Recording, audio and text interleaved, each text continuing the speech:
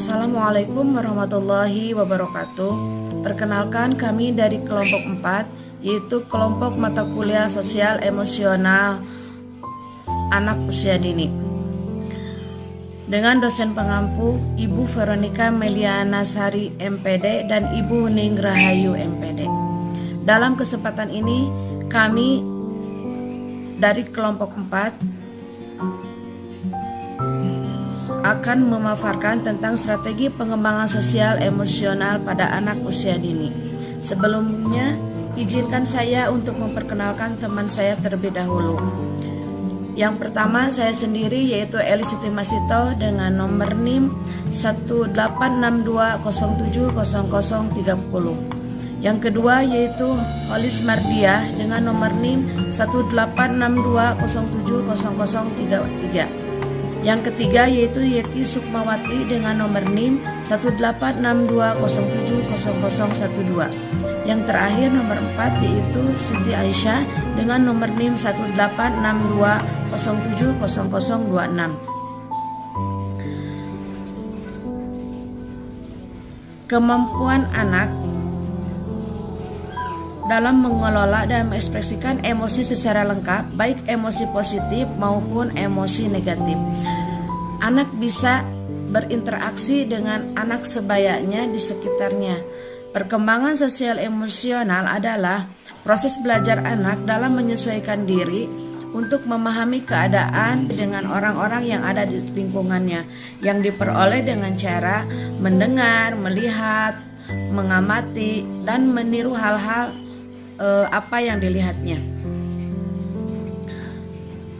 Pengertian sosial emosional menurut Nurjana tahun 2017, perkembangan sosial emosional anak usia dini merupakan proses belajar pada diri anak tentang berinteraksi dengan orang-orang yang berada di sekitarnya, yang sesuai dengan aturan sosial, dan anak lebih mampu untuk mengendalikan perasaannya yang sesuai dengan kemampuannya dalam mengidentifikasi, mengungkapkan perasaannya yang diperoleh secara bertahap melalui penguatan dan modeling. Berarti di sini anak dituntut untuk bisa bersosialisasi di lingkungan sekitarnya dengan cara bergaul, bermain bersama teman sebaya. Dan anak juga di sini bisa mengungkapkan perasaannya dengan bermain dengan teman sebaya. Apakah dia itu merasa senang, apakah dia menikmati permainan dengan yang ada.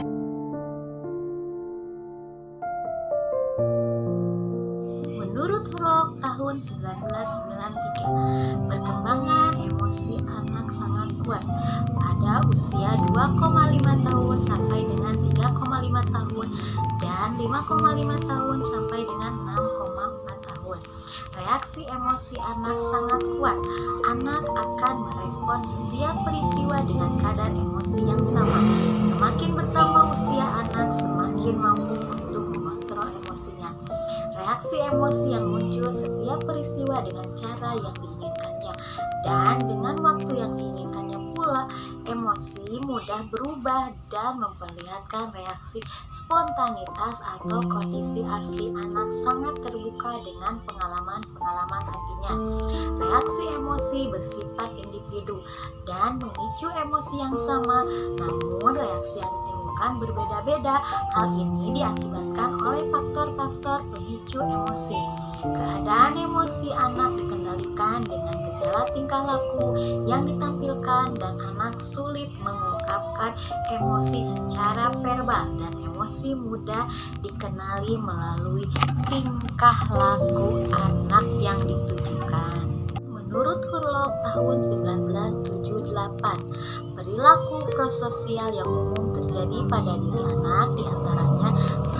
Meniru, yang kedua persaingan, ketiga kerjasama, keempat simpati, kelima empati, keenam dukungan sosial, ketujuh berbagi, 8 perilaku akrab. Lain perilaku perilaku prososial, anak juga memiliki perilaku antisosial. Di antaranya 1. Negativisme, yaitu perilaku melawan otoritas orang dewasa. Yang kedua, agresif, yaitu perilaku menyerang jika diganggu orang lain.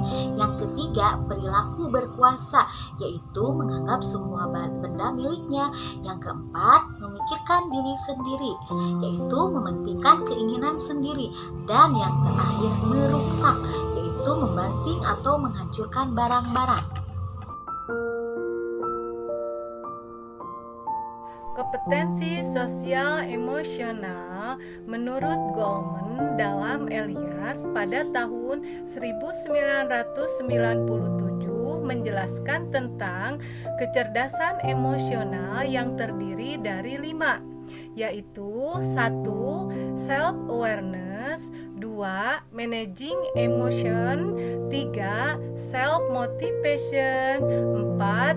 Empathy and perspective talking, 5. Social skill. Beberapa metode yang dapat meningkatkan sosial emosional anak. 1. Metode bermain, 2. Metode modeling, 3. Metode storytelling, 4. Metode drama.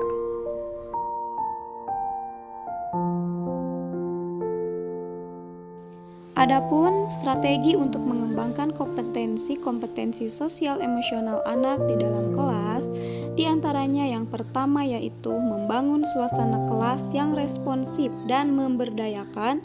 Yang kedua, mengembangkan masyarakat kelas yang aman dan terawat.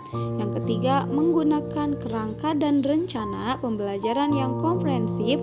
4. Menggunakan metode instruksional yang dapat meningkatkan belajar sosial dan emosional. Adapun kesimpulannya yaitu perkembangan sosial emosional anak usia dini merupakan proses belajar pada diri anak tentang berinteraksi dengan orang di sekitarnya yang sesuai dengan aturan sosial, dan anak lebih mampu dalam mengendalikan perasaannya yang sesuai dengan kemampuannya dalam mengidentifikasi dan mengungkapkan perasaannya yang diperoleh secara bertahap dan melalui proses penguatan dan modeling. Kami dari kelompok 4 mengucapkan terima kasih kepada Bunda dosen yang telah memberikan tugas proyek UAS ini. Mudah-mudahan ilmu ini bermanfaat bagi kita semua. Kami kelompok 4 undur pamit. Wabillahi taufiq wal hidayah. Wassalamualaikum warahmatullahi wabarakatuh.